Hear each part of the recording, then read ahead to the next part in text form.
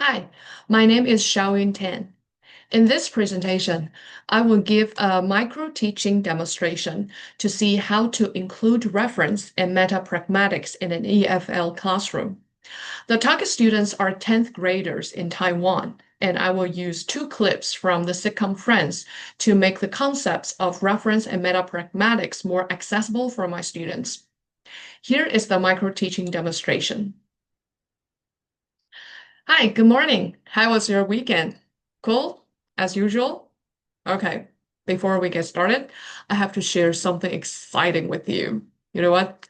Last Saturday, I was having coffee outside 7-Eleven, and when I looked up, I saw him walking toward us. Oh my God, he was so handsome. I've never expected that I would see him in person. Even he was wearing sunglasses. I think I was totally drowning in his eyes. And just when he was coming close, yes, Eric? Oh, I didn't tell you who he is. Oh, I'm, oh, I also didn't tell you who us. Okay, I'm sorry. It seems that there's something wrong with my story, right? How come? Because, well, I didn't give you the specific context. I didn't put you in the situation where you're supposed to have enough knowledge to understand my story. I didn't share the knowledge with you. So there's something wrong with reference. You don't know who he and us in my story refers to. Okay, what if I retell my story in this way? Then you will definitely know who I was talking about. Okay, let me repeat the story. Last Saturday, my friend and I were having coffee outside 7-Eleven, and when I looked up, I saw Chris Hemsworth coming toward us. Oh my God, he was so handsome. I've never expected that I would see him in person. Even he was wearing sunglasses. I think I was totally drowning in his eyes. Just as he was coming close, now you have any question for me? Yeah, you want to know what I did, right?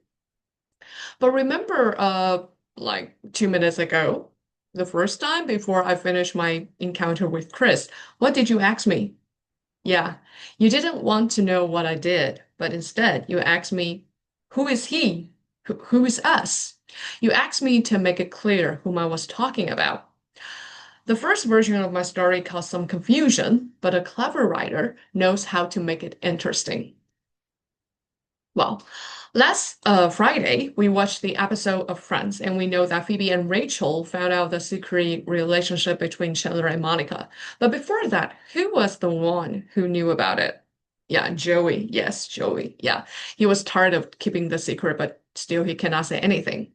Now let's see what's happening next.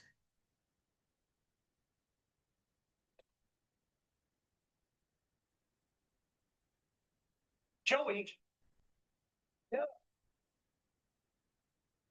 Phoebe knows about us. Well, I didn't tell them. Them? Who's them? Uh, Phoebe and Joey. Joey? Rachel. Okay, yeah, this part is very funny, right? Because there's something wrong with reference. Okay, Chandler says Phoebe knows about us. Who's us? Yeah, that's Chandler and Monica because Chandler was pointed at himself and Monica, right? And then Joey said, well, I didn't tell them. So far, here are only four people involved. Joey, Chandler, Monica, and Phoebe, right? So in Monica's context, when Joey said, I didn't tell them, other than Phoebe, she couldn't understand who else is included in them. Just like what I told you at the beginning of the class. I saw him last Saturday, but you have no idea who is the he I was talking about. You don't know which person you should point your finger to, just like the trouble Monica is having right now. So she asks, them? Who's them? Well, in our daily conversation, speakers are not just telling stories and hearers are just story recipients. So here, Monica is not reacting to the event of Joey telling who about the secret relationship, but asking Joey to clarify the word them he used. She uses language to talk about how language is being used. I can give you another example so that you will know it better, okay? You know, I always believe that I look young, okay? I'm in my early 30s. Yeah. So let's say a man came to me and said, "Sorry, ma'am, but do you know where the principal office is?" Do you know what I would say? Instead of answering the question, I would say, "Did you just call me ma'am?" Yeah, I'm questioning the language the man just used. This is like what Monica did to Joey. Okay. Because Joey has to keep the secret, he answers Phoebe and Joey. But obviously, it is not right because when we say them, we don't include ourselves, right? So later on, Joey has to correct himself by admitting, oh, it is Phoebe and Rachel. Okay, so let's finish the clip.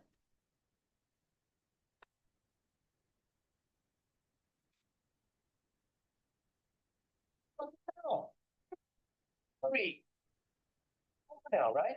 You can tell them you know they know, and I can go back to knowing absolutely nothing. No, no, not unless. Look, this must end now. They think they are so slick messing with us. But see, they don't know that we know that they know.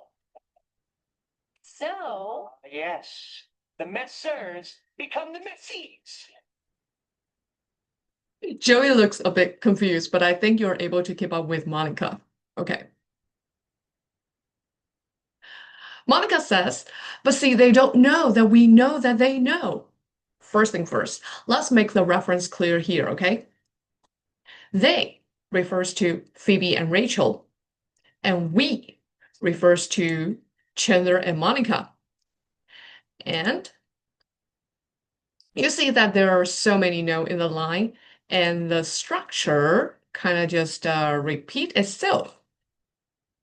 Well, this happens when the speaker is thinking about thinking or is talking about someone else's idea. It is a step beyond a simple statement or fact. It means that the speaker is thinking one level higher and talking about the idea itself. If you find it a bit hard to understand, let me give you some examples.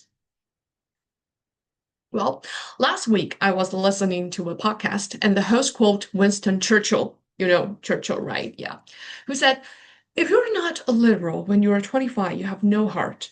If you're not a conservative the time you're 35, you have no brain." But based on my understanding, I doubted if Churchill had ever said that. I am thinking about someone else's thinking. Or yay, BTS. Well, 10 years ago, BTS was nobody, trying hard to secure a place in K-pop. And back then, no one believed that BTS would become a worldwide famous idol. Or in this example, the woman said, "You said you loved me." Well, in these examples, the speakers was not just saying something, but talking about what someone said, thought, or believed.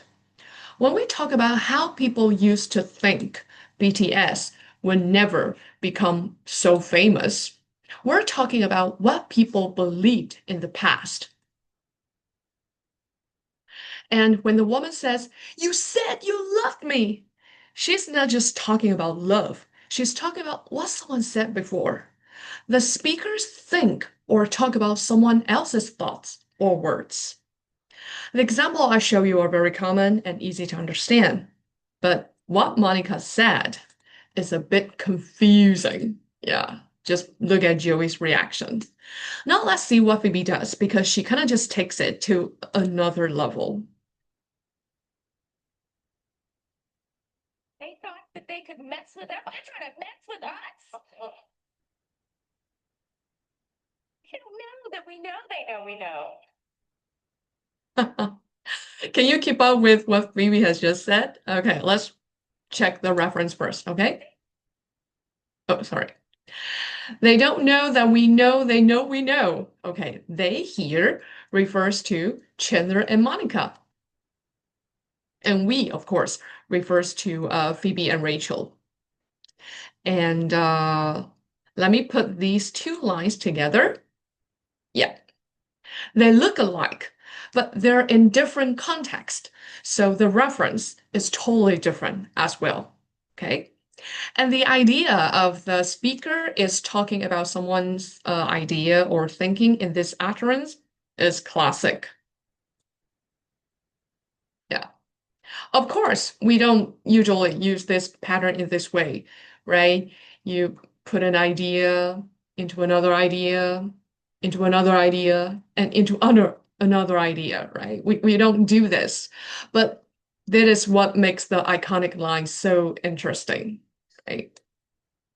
So take a look at Joey's reaction. Okay, so now let's have some fun with the following activity.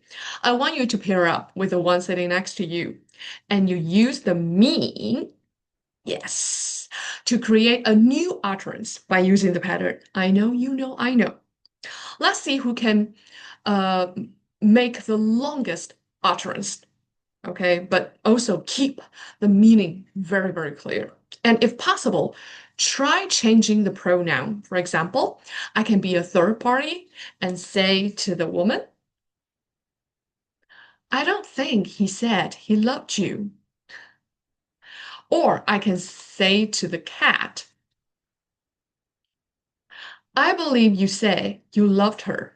Yeah, I make the sentence, I make the utterance longer, and in different contexts, I have to change the pronoun. Okay, so now you have 5 minutes to work with your partner and create a new utterance. Let's go. This is my teaching demonstration, having basic pragmatics concept, reference, and pragmatics involved in class. Thank you for your time.